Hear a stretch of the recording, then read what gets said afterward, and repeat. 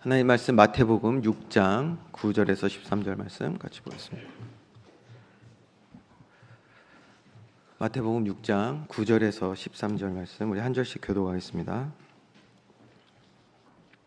그러므로 너희는 이렇게 기도하라. 하늘에 계신 우리 아버지여, 이름이 거룩히 여김을 받으시오며 나라가 임하시오며 뜻이 하늘에서 이루어진 것 같이 땅에서도 이루어진다.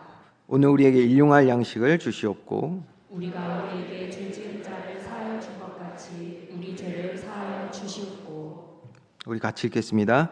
우리를 시험에 들게 하지 마시옵고 다만 악에서 구하시옵소서. 나라와 권세와 영광이 아버지께 영원히 있사옵나이다. 아멘. 지난주에 이어서 기도에 관한 이야기를 우리 계속 함께 나누려고 합니다. 기도는 저와 여러분이 받은 복 중에 가장 큰 특권입니다. 그래서 지난 시간에 말씀을 나누면서 우리가 절대 잊지 말아야 하는 아주 중요한 부분을 이렇게 나눴죠. 기도는 우리의 행위에서 나오는 것이 아니라 하나님과의 관계에서 나오는 것이다 라는 말씀을 같이 나눴습니다. 다시요. 기도는 우리의 행위에서 나오는 것이 아니라 기도는 관계에서 나오는 것입니다.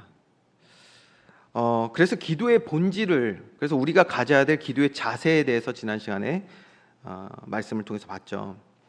기도의 본질은 하나님과의 관계입니다. 지난 시간의 말씀이 중요하기 때문에 오늘 서론적으로 짧게 다시 한번 요약을 해보겠습니다. 여러분, 기도가 만약에 하나님과 우리와의 관계에서 나오지 않으면, 그래서 종교적 행위가 되면 그 기도가 어떻게 되냐면 내게 필요한 무언가를 얻어내기 위한 노력이 되어 버립니다. 그래서 하나님께 잘 보이기 위해서 열심히 또 오래 기도할 수도 있고, 또 그러면 복을 받는다는 잘못된 생각에 빠져가지고 신앙생활을 기복주의적인, 그러니까 복을 받기 위한 수단으로서의 신앙생활을 하게 된다는 것입니다. 문제는 많은 사람이 이렇게 기도하기 때문에 문제인 것이죠. 그래서 여기에 사탄의 전략이 뭐냐면, 사탄은 아주 교묘한 전략으로 우리가 받은 이 특권, 하나님 자녀가 받은 특권이 기도거든요. 하나님과 교제할 수 있는 이 특권을 누리지 못하도록, 자, 구원받은 하나님 자녀가 되었는데요, 하나님과 이 관계를 온전히 누리지 못하도록 이렇게 우리를 공격한다는 거예요. 우리가 뒤에 오늘 기도의 내용에서 그래서 또 보겠지만, 더 나아가 또 뭐가 있습니까? 하나님을 우리의 아버지로 깨닫지 못하게 우리를 속인단 말이에요. 이것도 오늘 기도의 내용에서 조금 더 우리가 자세히 볼 겁니다. 아버지로 우리가 받아들이지 못하도록 그렇게 우리를 속인다는 거예요. 하나님이 저와 여러분의 아버지 되신 줄 믿으시 바랍니다. 네. 아멘 하셨으니까 먼저 다 아멘 해놓게 하고 이따 우리가 한번 또 말씀을 봐야 돼요. 정말 그러면 내가 하나님을 아버지로 여기는지, 하나님과의 나와의 관계가 정말 그러한 관계가 맞는지, 이런 걸 좀 확인해 봐야겠죠. 하나님과의 관계 회복에 집중을 해야 되는데, 사탄의 공격의 결국 핵심 뭐냐면 이 하나님과의 관계 회복에 집중하지 못하게 하고 우리의 행위와 노력에 집중하게 만든다는 거예요. 그래서 이러한 부분들이 우리에게 생길 때 우리는 이걸 피해야 돼요. 이걸 피할 수 있어야 돼요. 멀리 해야 돼요. 여러분, 쉬운 예로 우리 삶에 어려움이 옵니다. 그러면 우리는 뭐 해야 돼요? 하나님께 나아가야 돼요. 하나님과의 관계 속으로 들어가야 돼요. 우리가 무엇을 기도해야 될지 오늘 더 자세히 보겠지만 그게 핵심이거든요. 그런데 우리 뭐합니까? 그 문제 해결하기 위해서 기도라는 특권을 행위와 노력으로 바꿔버리는 바리새인처럼, 이방인들처럼. 아버지가 아닌 거예요. 그러니까 하나님과 아버지와의 그 관계가 아니라 기도의 본질을 잃어버린, 여러분, 그러니까 본질을 잃어버린 것은요, 그 행위가 얼마나 우리가 수고를 들이고 노력을 해도 그거는 바른 것이 아닌 거예요. 그렇기 때문에 많은 사람들이 기도의 행위는 있으나 응답을 받지 못하는 그런 안타까운 일들이 일어나는 것이죠. 자, 그러면 바른 기도의 자세가 뭐라고 예수님이 말씀해 주셨습니까? 첫 번째는 외식을 버리라고 말씀하셨어요. 사람들에게 보이려고 회당이나 큰 거리에서 기도하는 외식하는 자, 행위를 강조하는 것이죠. 이와 같이 하지 말라고 경고를 하셨습니다. 만약에 우리가 그렇게 기도를 한다, 행위와 노력을 가지고 기도를 한다, 그러면 이미 너희는 상을 다 받았다라고 말씀하셨어요. 그러니까 우리가 어떤 기도의 제목을 가지고 있든지 간에 우리가 원하는 응답은 오지도 않아요. 뭐만 받아요? 사람들의 그 칭송만 받은 그걸로 끝인 거예요. 기도 많이 하는구나. 예. 옛날 개그 하고 싶은데 이거 참느라고 저 힘드네요. 잘났어 정말. 이걸로 끝인 거예요. 그러니까. 예. 야, 여기서 세대 차이가 좀 느껴지네. 여기는 웃고 왜 여기는 안 웃지? 이거 웬만큼 다 할 줄 알았는데. 예. 자, 여러분, 그러면 제가 한번 말씀드려볼게요. 자, 우리가 기도를 한단 말이에요. 어려운 상황 가운데 있을 때 우리가 기도를 해요. 기도 안 하는 사람도 있겠지만 기도를 하신다면 여러분은 행위에 대한 상을 받기 원하십니까? 아니면 하나님과의 바른 관계에서 오는 삶의 모든 복을 누리기 원하십니까? 바른 기도가 회복되는 날 되기를 주님의 이름으로 축원드립니다. 여러분, 우리는 행위 노력에 대한 상을 받는 게 아니잖아요. 그거에 대한 어떤 그냥 만족을 얻는 게 아니란 말이에요. 살아계신 하나님께서 우리 삶에 사실적으로 응답하시는 삶의 모든 응답을 누리는 그러한 기도가 저와 여러분에게 회복돼야 된다는 것입니다. 그래서 뭐라고 말씀하죠? 그 다음에 이렇게 말씀하셨어요. 은밀한 골방에서 기도하라. 제가 말씀드렸죠. 골방이라는 것이 어떤 물리적인 그런 장소만을 얘기하는 것이 아니다. 그런 것이 아니라 뭐죠? 그것을 넘어서 세상의 시선을 차단하고 정말 오직 주님께 집중하는 친밀한 교제 시간을 말하는 거예요. 그 시간에 들어가서 중언부언하지 말고, 그렇죠? 이방인들은요, 그러니까 자기가 말을 많이 하고 자기의 행위와 노력을 더 드릴수록 하나님이 감동하셔서 응답하신다라는 이런 행위주의가 있었어요. 기복주의의 행위주의. 아니요. 뭐라고까지 말씀하셨습니까? 예수님께서 하나님은 우리가 구하기 전에 우리의 모든 필요를 아시는 줄 믿으시기 바랍니다. 다 보고 계세요, 우리 자녀들을.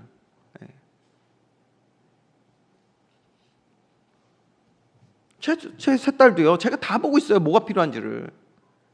그러나 그 시간과 모든 것이 적절할 때에 필요에 따라 주고요, 또 아닌 건 또 막아줘야 되고요. 아닌 것도 요즘 많이 구해. 안 주는 게 응답이에요. 그렇죠? 왜? 더 문제가 생긴다니까요.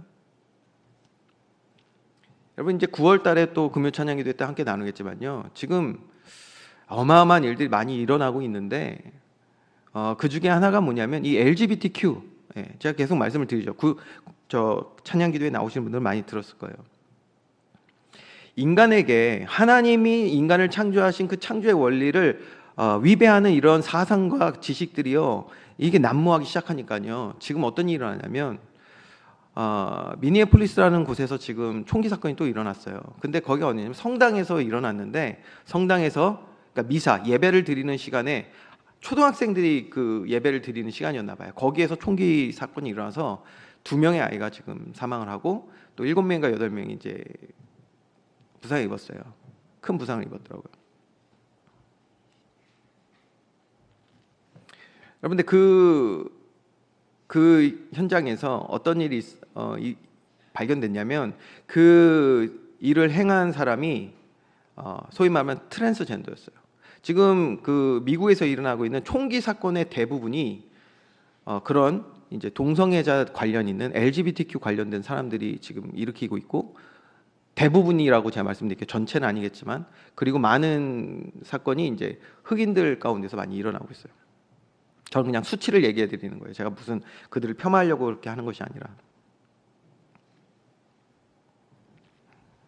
그런데요, 어떤 일이 일어나냐면, 그 사건을 가지고 이제 많은 사람들이 서로를 위로하고 하기 위해서 기도를 한다고 하는데, 지금 어떤 발언까지 나왔냐면 기도하는 게 무슨 의미가 있냐라고 공식적으로 말을 하는 사람들이 나오기 시작했어요.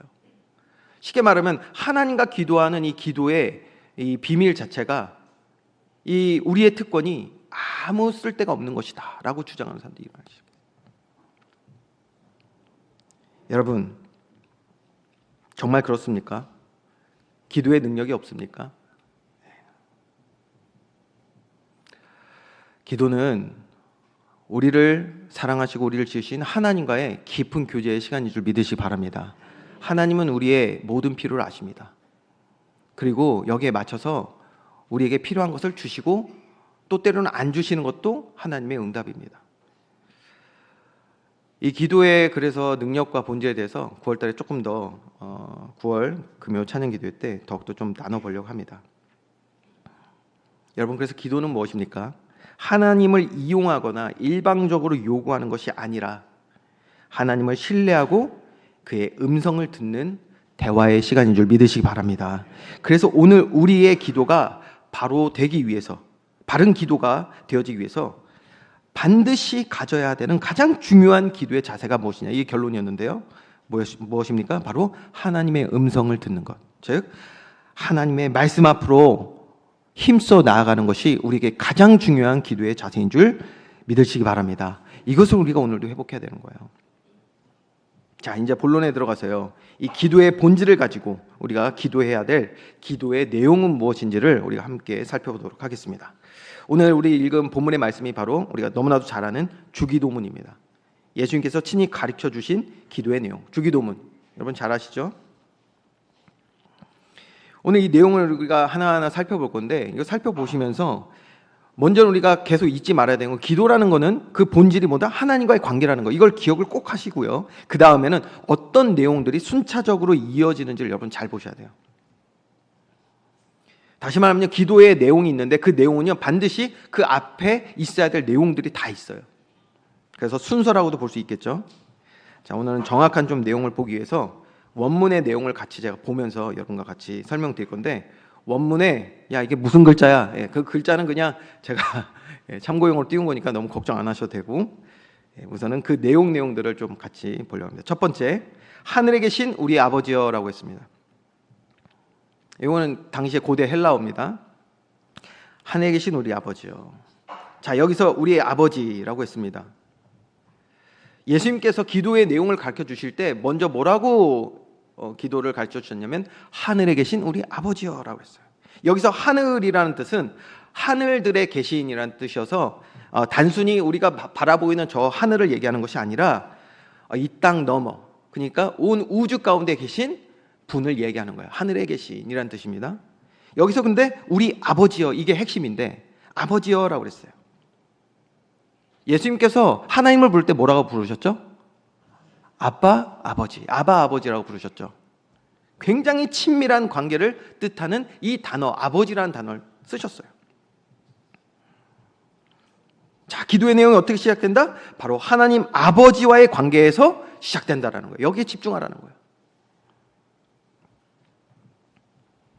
여러분, 기도는요, 기도의 대상이 자기 소원을 들어주는 존재가 되는 것이 아니라 친밀하고 인격적인 관계의 아버지, 하나님이 우리의 아버지 되심을 고백하는 것인 줄 믿으시기 바랍니다. 여기서부터 시작해야 돼요. 여러분, 오늘 이거 굉장히 중요합니다. 제가 단언컨대 많은 사람들이 기도를 오해하고 있으면 여기서부터 벌써 안 돼요. 하나님과의 인격적인 관계에서 기도가 되어지지 않습니다. 그렇기 때문에 이미 기도가 실패하는 거예요. 자, 볼까요? 유대인들도요, 구약에서부터 하나님을 아버지라고 불렀습니다. 그 기도문이 있어요.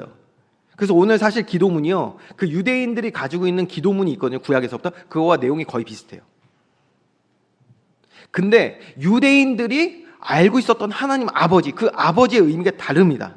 요 의미가 달라요. 유대인들이 하나님을 아버지라고 불렀을 때의 의미는 뭐냐면 창조의 아버지, 이런 뜻이에요. 창조의 아버지. 모든 것의 시작이고 주관자가 되신다는 의미를 담고 있는 아버지를 이용했어요. 자, 예를 들어 볼게요. 뭔가를 처음 시작한 사람을 그거의 아버지라고 부르거든요. 이해가 되시죠? 네. 우리 교회 뭐 예를 들 게 있나? 뭐 모르겠네. 네. 우리 교회는 모르겠고, 제가 그래서 한번 생각해 보다가 우리가 다 공감할 수 있는 거. 한글의 아버지 하면 누구예요? 다 바로 나오네, 그렇죠? 네, 그게 아버지라는 뜻이에요. 그래서 유대인들도 하나님을 아버지라고 부를 때 그런 의미에서 아버지라고 불렀어요. 모든 만물을 창조하신 아버지, 이렇게 모든 것의 시작이 된다는 것이죠. 자, 방금 여러분들이 한글의 아버지 하니까 세종대왕 이렇게 말씀하셨잖아요. 다 동의하시죠? 네. 그런데 그러면 여러분 세종대왕을 여러분 가까운 아버지와의 관계로 느끼십니까? 에? 아마 없으실 것 같아요. 그렇죠? 만약에 세종대왕을 내가 아버지라고 부르면서 한글의 아버지인데 세종대왕을 아버지라고 부르면서 친밀한 관계를 내가 느끼려면 그 정도 되려면 집에 뭐 초상화라든지 뭐라도 가져놓고 기념할 만한 게 있어야, 아니면 정기적으로 뭐 광화문 쪽 가가지고 뵙던지 뭐 그 정도는 돼야. 그렇죠? 자, 유대인들에게 하나님은 바로 이런 의미의 아버지였다라는 거예요. 그런데 예수님은 여기에 굉장히 충격적이게 말씀하신 거예요. 하늘에 계신 우리 아바 아버지라고 말씀하신 거예요. 아바 아버지. 아빠라는 의미, 가장 친밀하고 인격적인 관계를 말씀하셔요. 그래서 이게 나중에 보면요, 유대인들이 이 말을 받아들이지 못하거든요. 그래서 예수님을 더욱 미워하는 이유 중에 하나가 돼요. 이 아버지라는 단어가, 아바 아버지라는 단어가. 뭐 생각해 보면 어쩌면 당연한 것이죠. 그러니까 객관적인 하나님으로 아버지를 부르는 거예요. 창조의 하나님이라고. 나의 아버지가 아니라 모든 만물의 시작인 아버지라고 객관적으로 그렇게 부르지만, 내 삶에 나와 함께 하시는, 날 사랑하시는 하나님을 만나지 못한 사람에게, 여러분 잘 들으세요, 내 삶에 나와 함께 하시는, 나의 사랑하시는 하나님을 만나지 못한 사람에게 아바 아버지라는 말이 나오지 않는 거예요. 그러니까 이해가 되십니까? 아버지라고 유대인들처럼 우리도 하나님 아버지하고 기도할 수 있어요. 그런데 그 관계가 어떤 관계냔 말이에요, 여러분. 유대인들이 받아들일 수 없었던 것은 하나님과의 관계였어요. 즉 에쉐르의 복이 이들에게 있지 않았다라는 거예요. 우리가 여름 부흥회 때부터 계속 말씀 나누고 있습니다. 에쉐르, 즉 하나님과의 관계에서 오는 복이 없으면요, 삶의 복, 바라카 없는 거예요. 그리고 그 복을 누리는 샬롬도 우리에게 오지 않는 거예요. 여러분 보세요. 그러니까 이런 우리에게 에쉐르의 복이 이루어지지 않으니까, 하나님을 아바 아버지라 부를 수 없으니 나에게 바라크의 복이 오지 않고 샬롬의 복이 오지 않으니 우리가 구하는 복은 다 뭐다? 육신적일 수밖에 없는 거예요. 세속적인 거. 돈, 명예, 권세, 정치, 교육, 문화, 눈에 보이는 내 배경 될 만한 것들을 쫓아서, 사실 그 모든 것들이 후패할 거, 이따가도 없어질 것이라는 거 우리가 본능적으로도 다 아는데,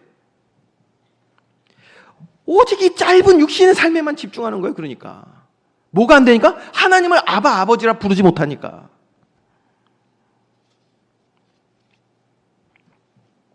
오로지 이 짧은 삶에 집중하니까 여기에 올인하는 거예요. 정작 하나님과의 관계에서 오는 복, 영원한 복, 그리고 우리가 준비해야 할 내세에 대해서는 등한시하게 된단 말이에요.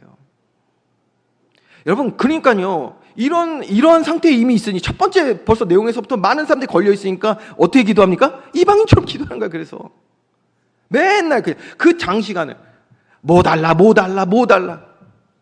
하나님 말씀하시면, 아니야, 너가 필요한 모든 걸 나는 알고 있어. 너가 해야 되는 건 나와의 관계 회복이야. 그렇게 간절히 말씀하시는데도 여긴 관심이 없어.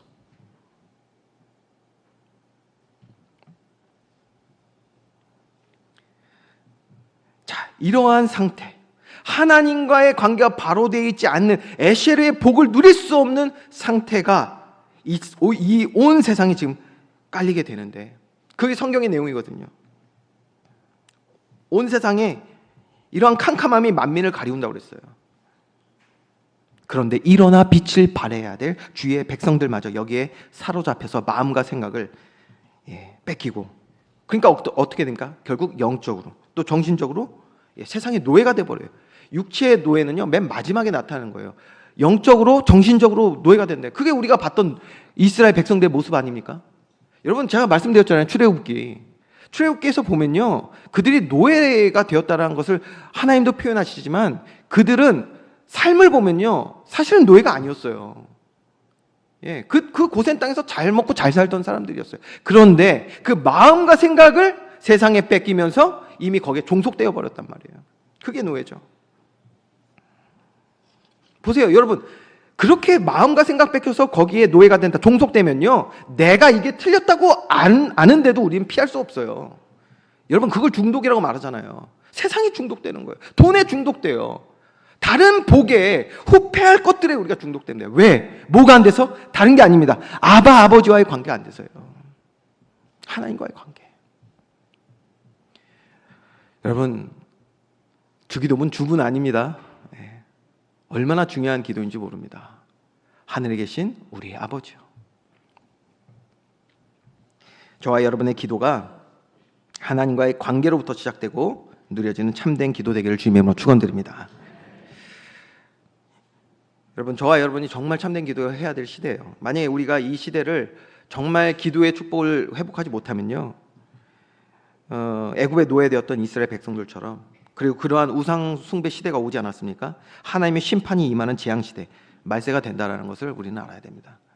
말세가 된다니까 뭐 지구 끝나냐, 그런 의미 아니라 성경에 보면 마지막 날은 주님이 아시는데요, 우리가 모든 그 성경 역사를 통해서 알 수 있는 건 뭐냐면 개인과 그 시대의 종말은 반드시 온다라는 거예요. 하나님의 심판이 온다는 것이죠. 자, 두 번째, 이름이 거룩히 여김을 받으시오며라고 했습니다. 이 말을요, 다시 조금 더 풀이를 하면 하나님의 이름이 거룩히 드러나게 하소서라는 뜻입니다. 다시요, 하나님의 이름이 거룩히 드러나게 하소서. 자, 그래서 여기에서 우리가 주목할 건 두 가지인데, 첫 번째는 하나님의 이름이에요. 하나님의 이름에는요, 성경에 쭉 보면 하나님의 능력과 권세, 영원한 그의 성품이 나타나 있는 것이 바로 이름입니다. 그래서 예를 들면 구약에 하나님의 이름이 많이 나타나는데, 아주 대표적인 것만 얘기하면 여호와, 그리고 뭐 엘샤다이, 엘로힘, 아도나이 뭐 등등 있죠. 자, 그러면 두 번째, 이렇게 이름에 나타난 하나님의 능력과 권세가 거룩히 완전히 드러나게 하옵소서, 이런 뜻이거든요. 그러니까 우리가 이렇게 기도할 때 어떤 의미입니까? 내 삶에, 또 내 가정에, 이 땅 가운데 주의 능력과 권세가 온전히 완전히 드러나 나타나지게 하여 주시옵소서, 이런 기도인 것입니다.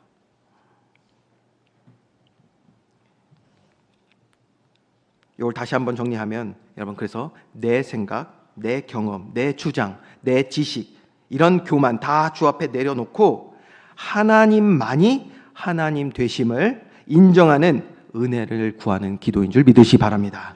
겸손한 자의 기도를 주님이 기뻐하십니다. 자, 세 번째입니다. 나라가 임하옵시며 뜻이 하늘에서 이루어진 것 같이 땅에서도 이루어지이다. 자, 여기서 말하는 나라는 단순히 천국, 우리가 이제 앞으로 갈 천국에 대한 그런 나라가 아니라 바실레아라고 해서 하나님의 통치가 내 삶에, 이 땅에 실현되기 위해서 기도하는 거예요. 왜 이렇게 여러분 기도합니까? 하나님의 뜻은 오늘 보니까 이미 하늘에서 완벽히 성취되었다라고 예수님께서 가르쳐 주셨어요. 하늘에서 이루어진 것 같이, 뭐가요? 하나님 나라의 뜻이, 하나님의 뜻이 하늘에서 이루어진 것 같이. 다시 말하면 이거 완료형이거든요. 이미 이루어졌어요, 하늘에서는. 이제 이 땅에서도 동일하게 성취되기를 간구하는 기도입니다. 저와 여러분, 이렇게 기도할 때, 이렇게 바른 의미를 가지고 기도할 때 하나님의 뜻을 깨달아 아는, 내 삶에 일하시는 하나님을 경험하는 눈과 귀가 열리게 될 줄 믿으시기 바랍니다. 그래서 기억해야 합니다. 우리는 이 땅의 일을 기도하는 것이 아니라 하나님의 뜻을 깨달아 알게 해달라는 기도에 집중해야 합니다. 이미 하나님의 뜻이 완벽히 이루어졌고 하나님 나라가 임하여 이 땅 가운데 성취되기 때문입니다. 자, 이제 1번부터 3번, 주기도문 1번부터 3번의 내용을 우리가 봤는데요, 이 1번부터 3번의 내용은 바로 하나님께 집중하는 기도라는 것을 우리가 알 수가 있어요. 어떤 부분에서는 그렇게 에셀에 대한 기도라고도 볼 수 있겠죠. 하나님과의 관계에 집중하는 기도라면, 이제 네 번째부터는 우리의 삶, 즉 바라크의 복과 연결되는 기도라는 것을 알 수가 있거든요. 자, 4번입니다. 이제 4번을 볼 건데, 뭐라고 기록되어 있냐, 여러분이 한번 읽어볼까요? 시작. 오늘 우리에게 일용할 양식을 주시옵고. 아멘. 자, 여기서 양식, 빵이라는 뜻입니다. 빵. 또 이걸 그러니까 한국적으로, 한국 정서에 맞게 떡이라고도 우리가 표현을 하죠. 양식, 빵. 아프토스라는 단어가 쓰였습니다. 그래서 이게 기본적으로 아프토스라는 그 뜻이 빵이라는 뜻이에요. 그러니까 이들이 먹는 빵들을 아프토스라고 부릅니다. 그러니까 우리에게 일용할 양식을 주옵시고라고 하면 기본적으로는 우리 삶에 필요한 육신의 것들을 통합해서 말하는 거라고 많이들 해석을 합니다. 근데 조금 이따 더 보겠지만 여기에 이 양식에 대한 의미가 두 가지가 있어요. 두 가지가 있어요. 근데 이것이 앞에 중요한 단어와 함께 어떻게 해석하냐에 따라서 내용이 조금 달라지는데, 첫 번째 의미는 뭐냐면 바로 이런 단어 의미입니다. 앞에 뭐가 있냐면 일용할이라는 그 단어가 있죠. 요 단어에 따라서 뒤에 양식이 바뀌는 건데, 이 일용할이라는 그 단어에 두 가지 의미가 있기 때문에 그래요. 첫 번째는 뭐냐면 그날 필요한이라는 뜻입니다. 그날 필요한. 예. 그날 필요한. 매일이라는 뜻이 있겠죠. 그래서 영어로 daily라고 하는데 데일리 브레드라고 표현을 하거든요. 그래서 일용할 하면 매일이라는 뜻이 있습니다. 근데 다른 의미는 뭐냐면 내일 혹은 장차올이라는 뜻입니다. 미래를 가리키고 있어요. 첫 번째 의미를 담으면 그렇기 때문에 어떻게 됩니까? 일용할 양식을 주시라는 기도는 삶의 모든 필요를 오늘 채워달라는 기도가 되겠죠. 근데 두 번째 의미를 담으면 내일 필요할 양식을 달라는 거거든요. 그것을 오늘 구하고 있는 거예요. 오늘 우리에게 내일 필요할 장차올 양식을 주시옵고, 이런 뜻이란 말이죠. 그래서 두 번째 의미를 이 신학자들이 설명할 때 이것은 그렇기 때문에 이 양식은 단순한 떡을 얘기하는 것이 아니라 우리에게 날마다 필요한 예수 그리스도를 뜻하는 것이다, 이렇게 표현을 합니다. 자, 여러분, 여기 지금 이 4번을 가장 잘 들으셔야 돼요. 집중해서 들으셔야 돼요. 왜냐하면 4번부터가 우리의 삶에 직결되는 복에 대한 기도이기 때문입니다. 바라크의 복을 담고 있는 아주 중요한 기도 내용이거든요. 자, 아까 서론에서 제가 말씀을 드렸는데, 여러분, 기도의 본질을 바탕으로 해서 우리가 기도할 때 그 기도의 순서가 중요하다고 제가 말씀을 드렸죠. 기도의 순서가 중요합니다. 하나님과의 관계에 집중하는 1번부터 3번 그 초반 기도 내용 이후에 첫 번째 바라크에 대한 기도의 내용이 뭐냐면 일용할 양식이에요. 일용할 양식. 자, 이 내용을 우리가 정확히 좀 이해하기 위해서 마태복음 6장 8절의 말씀을 먼저 한번 다시 보겠습니다. 우리 같이 읽겠습니다. 시작. 그러므로 그들을 본받지 말라. 구하기 전에 너희에게 있어야 할 것을 하나님 너희 아버지께서 아시느니라. 아멘. 우리의 아버지 되신 아바 하나님은 우리의 삶의 모든 필요를 아시는 줄 믿으시 바랍니다. 그래서 이것이 단순히 육신의 필요를 구하는 기도라면, 예수님이 방금 이 말씀하신 8절의 말씀이잖아요. 바로 위의 말씀이거든요. 이 방금 말씀하신 내용과 바로 상충이 돼요. 그렇죠? 일용할 양식을 달라고 하면 이 내용과 상충되는 부분이 분명히 있습니다. 물론 우리의 삶을 주님이 아시지만 다시 한번 우리가 주님께 구하는 것이 필요 없다는 얘기는 아닙니다. 그런데 이 기도의 내용을 우리가 본질적으로 다시 생각을 그래서 해보면 이 중요한 기도의 내용이 정확히 이제 정리가 될 거거든요. 자, 먼저 기도는 뭡니까? 하나님과 하나님 자녀의 대화인데, 하나님께 구하는 내용이기 때문에, 그렇기 때문에 뭡니까? 육신적인 삶의 필요보다는 영적인 것에 포커스가 있다는 거예요. 이게 중요해요. 바로 우리의 영적인 필요를 구하는 기도라는 것을 우리는 알 수 있는 것입니다. 자, 그 근거가 뭐냐? 아까 그 양식, 빵 혹은 떡이라고 그 쓰여지는 아프토스라는 단어 제가 말씀드렸잖아요. 이게 어떤 떡이냐? 자, 한번 여러분 맞춰보시기 바랍니다. 이게 어떤 떡이었을까요? 어떤 빵일까요? 성경에서 떡이 좀 가끔 나오긴 하는데 이게 어떤 떡이냐? 힌트 드릴게요. 예수님이 이거는 진짜 좀 어려운 문제인데 제가 좀 선물을 준비할 거겠다. 자, 힌트를 어쨌든 드릴게요. 예수님이 제자들과 마지막 만찬에서 드셨던 떡, 어떤 떡일까요? 자, 여기저기서 답이 이제 나오기 시작할 것 같으니까 힌트 하나 더 드릴게요. 예수님이 마지막 만찬에 드셨던 떡. 누가 이런 질문하면 이렇게 또 생각하시죠. 예수님이 2000년 전에 뭐 드신 떡을 내가 어떻게 하냐고. 어디 제과점에서 어디서 사는지 내가 어떻게 하냐고 이렇게 얘기하실 수 있을 것 같은데, 다음 힌트 드릴게요. 자, 그때 하신 만찬은 특정한 절기하고 관련이 있었죠. 어떤 절기? 네, 그렇죠. 그냥 당당하게 말씀하세요. 6월절이라고. 6월절? 이러면 어떡해요. 그럼 자, 긴가민가한다는 뜻이잖아. 네. 6월절. 네, 맞습니다. 자, 여러분 그럼 이제 아시는 분은 아시겠죠? 6월절에 이스라엘이 어떤 떡을 먹었습니까? 그때 당시에 급히 만들어서 먹어야 하는 상황이기 때문에 하나님께서는 이스라엘 백성에게 뭐 없는 떡을 만들라고 했죠? 누룩이 없는 떡을 만들어 했어요. 무교병입니다. 아프토스는 바로 무교병을 뜻합니다. 자, 예수님이요 마지막 만찬을 하실 때 이 무교병 떡을 아프토스를 떼어 주시면서 뭐라고 하셨냐? 너희를 위하여 주는 내 몸이라라고 말씀하셨어요. 자, 그러면 일용할 양식을 달라는 기도는 어떤 내용이 되죠?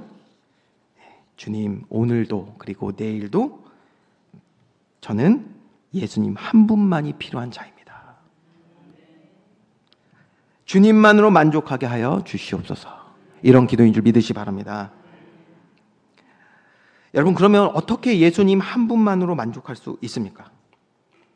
하나님이 모세를 통해서 직접 이렇게 말씀해 주셨어요. 신명기 8장 3절 말씀도 한번 여러분이 같이 합독하겠습니다. 시작. 너를 낮추시며 너를 줄이게 하시며 또 너도 알지 못하며 내 조상들도 알지 못하던 만나를 내게 먹이신 것은 사람이 떡으로만 사는 것이 아니요 여호와의 입에서 나오는 모든 말씀으로 사는 줄을 내가 알게 하려 하심이니라. 아멘. 여러분, 이거 누가 인용하신 말씀이죠? 예수님이 직접 인용하셨던 말씀이죠. 사탄의 유혹에, 시험에 승리하실 때 인용하셨던 말씀입니다. 이따 뒤에서, 그래서 이 기도의 그 모든 순서도 너무 중요하다고 제가 말씀드린 게 뒤에 또 나오는데, 자, 말씀이 육신이 되어 오신 예수님, 그분이 우리가 날마다 구해야 하는 일용할 양식이라는 거예요. 하루도 주님 없이는 안 되는 거예요. 그러니까. 그런데 이렇게 예수님이 기도의 내용을 알려주셨지만 제자들은요, 이거를요 이해를 잘 못했어요. 육신적으로 이해한 거예요.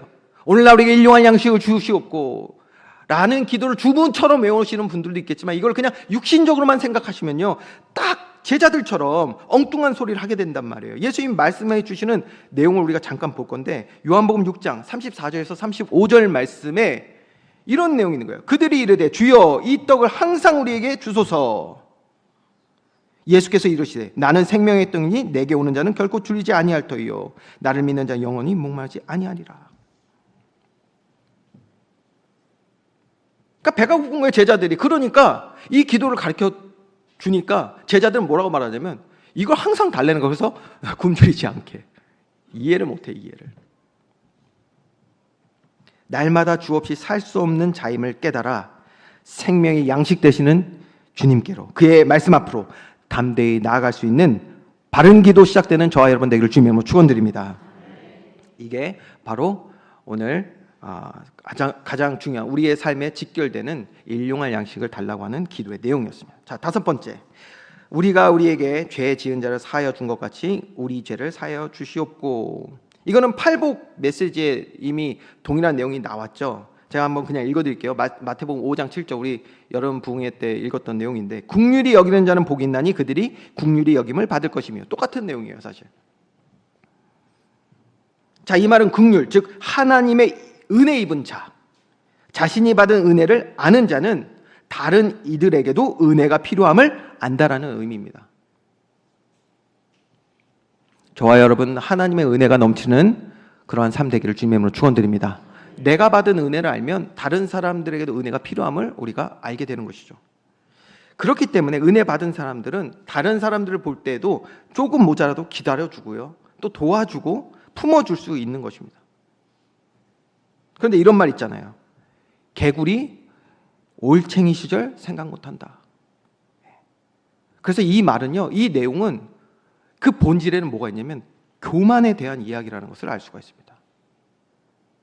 교만한 사람은요 다른 사람들을 정죄해요. 교만한 사람은요 내가 받은 은혜를 잊어버리는 거예요. 그래서 풀이해 보면 이 기도는 하나님의 은혜를 구하는데, 특별히 하나님 앞에 교만하여 범죄하였던 것들에 대한 회개의 기도라는 것을 알 수가 있습니다. 자, 결론적으로 보겠지만 이 교만에 대한 회개가 바라크, 즉 우리 삶에 주시는 하나님의 복과 굉장히 중요하게 연결되어 있다는 것을 여러분 아실 수가 있을 겁니다. 자, 여섯 번째, 우리를 시험에 들게 하지 마시옵고 다만 악에서 구하시옵소서. 자, 여기서 시험은 하나님이 자녀들을 연단하시기 위한 그러한 시험, 테스트가 아니라 이거는 범죄하여 넘어뜨리려고 하는 뭐죠? 유혹을 의미합니다. 그래서 이 유혹하는 주체가 이 고대 헬라어로 뭐라 하냐면 포레루라는 단어로 쓰였어요. 이건 악이라는 뜻이에요. 포레루. 근데 그 앞에 투라는 단어, 더라는 단어인데 그게 같이 써 있어요. 쉽게 말하면 특정한 악을 뜻하고 있어요. 특정한 악에서부터 구해달라는 기도입니다. 그래서 이게 어떤 의미냐? 특정한 악, 즉 악한 자, 사탄을 의미합니다. 정리하면 단순히 악한 상황에서 나를 건져달라는 기도가 아니라 사탄의 권세와 유혹 그리고 죄의 지배로부터 나를 건져달라는 그러한 기도가 되겠습니다. 자, 이게 주님이 가르쳐 주신 기도입니다. 자, 이렇게 1번과 3번 내용, 이것은 하나님과의 관계에 집중하는 에쉐르에 대한 기도 내용이라면 4번부터 6번의 내용은 우리 삶에 가장 필요한 것들에 대한 기도의 내용입니다. 일용할 양식은 뭐예요? 바로 예수 그리스도 말씀에 대한 기도이고요. 우리의 죄를 사하여 달라라는 그 5번째 기도는 우리의 교만을 용서해 달라는 기도입니다. 6번째, 시험에 들지 않게 악에서 구해 달라는 기도는 죄와 사탄의 공격으로부터 우리를 구원해 달라는 기도입니다. 자, 그러면 한번 이것을 다시 한번 표 띄워 주시고 이걸 한번 역으로 여러분 한번 생각해 보세요. 역으로. 순서가 중요하다고 제가 말씀드렸죠. 여러분, 사탄이 하는 일이 무엇입니까? 기도의 본질을 뺏어가는 일을 한다고 제가 말씀드렸잖아요. 기도가 하나님과의 관계가 아닌 행위로 만들어서 하나님이 아버지가 되지 않게 하는 것, 그렇게 우리를 속이고 넘어뜨리는 것이 바로 사탄의 일입니다. 어떻게든 우리가 틀린 기도하게 만드는 거예요. 우리로. 그래서 우리가 받은 이 하나님 자녀의 특권, 기도의 특권, 하나님께서 응답하시는 그 기도의 응답을 누리지 못하게 얼마나 끊임없이 일하고 있는지. 누가요? 사탄이. 그래서 다만 악에서 구원함을 받기 위해서 우리에게 필요한 것은 무엇입니까? 하나님의 도우심, 은혜인 줄 믿으시기 바랍니다. 저와 여러분, 은혜가 필요한 자들이에요. 그래서 뭐예요? 절대 교만하면 안 되는 거예요. 우리 악에서 구원함을 얻어야 돼요. 사탄의 그 모든 공격로부터 우리 구원함을 얻어야 되는데 그러려면 뭐예요? 교만하면 안 돼요. 여러분, 절대 교만하면 안 됩니다. 기억하셔야 됩니다. 교만은 은혜를 차단합니다. 다시요. 교만은 은혜를 차단해요. 우리의 삶에 하나님의 은혜를 차단하는 게 뭐다? 그게 교만이란 말이에요. 스스로 거부하는 행위란 말이에요. 그래서 저와 여러분이 오늘 참된 복, 하나님 자녀의 삶 가운데 충만한 복을 누리기 위해서는 모든 사망 권세 이기신, 나의 죄를 사하신, 나를 교만으로부터 건지시는 누구요?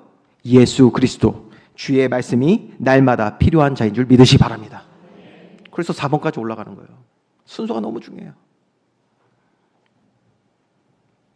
그러면 그 생명의 양식 먹은 자들은 배부른다고 했잖아요. 굶주리지 않는다고 했어요. 힘을 얻는 거예요. 그럼 뭐에 집중하니까? 1번부터 3번에 이제 집중하는 거예요. 그래서 하나님의 뜻과 계획, 하나님과의 관계에서 오는 모든 복을 누리게 될 줄 믿으시기 바랍니다. 시간상 요거는요, 다음 시간에 또 서론 부분에서 조금 더 자세히 제가 또 정리해 보도록 하겠습니다. 결론입니다. 여러분, 바른 기도, 기도의 본질인 하나님과의 관계에 집중하여 구할 것을 바로 아는 참된 기도를 우리가 하게 될 때 어떤 기도의 결론이 나오게 되냐?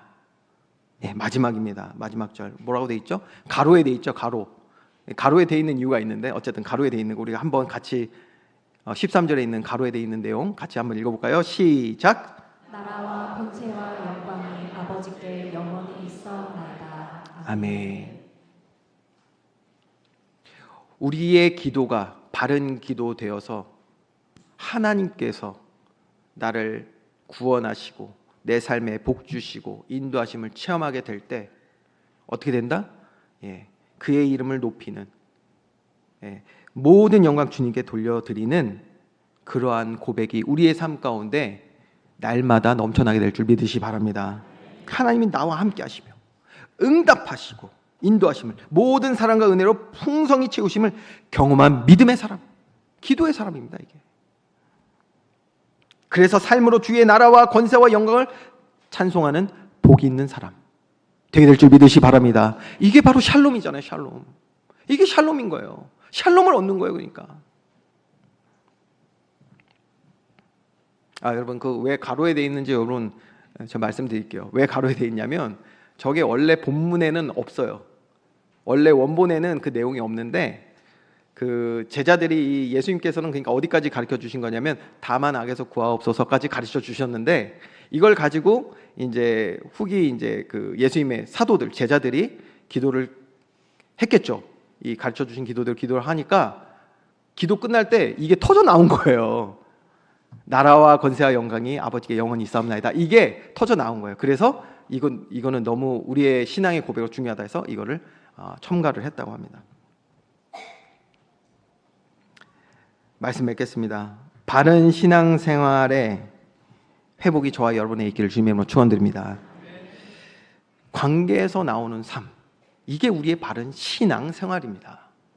신앙, 주님을 신뢰하고 의지하는 우리의 삶의 모습, 신앙생활 반드시 관계에서 나와야 돼요. 하나님과 바른 관계. 바른 신앙생활은 하나님과의 바른 관계에서 시작된다는 걸 여러분 절대 잊으시면 안 돼요. 여기서 시작되는 예배, 여기에서 시작되는 기도, 전도, 선교, 헌신, 봉사, 관계에서 나와야 뭐한다? 가장 자연스러운 거예요. 여러분 옆에 사랑하는 사람한테 억지로 하십니까? 그거는 관계가 이미 끝난 거예요. 바른 관계 아닙니다. 그거. 정말 사랑하는, 여러분 그냥 자녀들에게 하는 그 행동들이 얼마나 자연스럽고 얼마나 거기에 마음과 생각을 담습니까? 왜? 관계가 있기 때문이죠.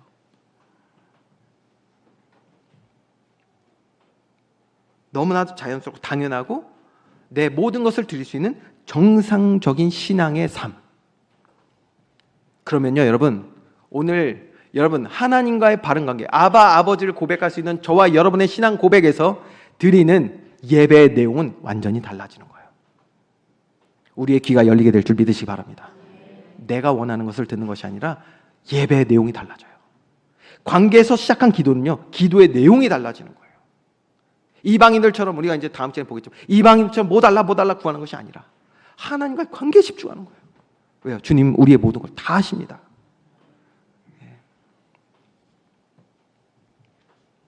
여러분 보세요. 그래서 우리가 삶에 누릴 그 모든 것을 잃고 있는 그 이유는 내 삶에, 내 기도에 말씀을 향하지 않고 있고, 여전히 나는 나의 교만을 주님 앞에 회개하지 않고 있고, 그래서 여전히 내 마음과 생각을 세상에 내어주고 있기 때문에 응답이 없는 거예요. 여러분 하나님과의 관계 속에서 이렇게 예배, 기도, 또 전도, 선교의 내용이 다 달라져야 됩니다.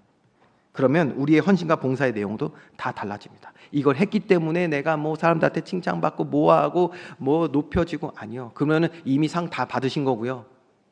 그 모든 것 가운데 하나님이 풍성히 채우시는 바라크의 복, 샬롬의 복이 우리 삶 가운데 넘쳐나기를 주님의 이름으로 축원드립니다. 그야말로 하나님 아버지 한 분만으로 우리 삶에 평강이 넘치는 샬롬이 가득한 저와 여러분의 삶이 되기를 간절히 소망합니다. 이러한 축복 누리는 저와 여러분, 우리 교회 되기를 주님의 이름으로 축원드립니다. 기도하겠습니다. 사랑의 하나님, 오늘 주신 말씀 가지고 우리가 새롭게 기도의 본질과 자세를 회복하여 참된 기도로 들어가길 간절히 소망합니다. 주님 함께 하심을 날마다 체험하게 하시고 정확한 주의 의로 우리를 인도하심을 깨달아가게 하시며 주시는 모든 상황 가운데 하나님의 뜻이 우리 삶 가운데 이루어짐을 발견하여 모든 것 속에 하나님께 영광 돌릴 수 있는 참된 평화, 샬롬이 넘치는 우리들의 삶이 되게 하여 주시옵소서. 감사드리며 예수 그리스도의 이름으로 기도합니다. 아멘.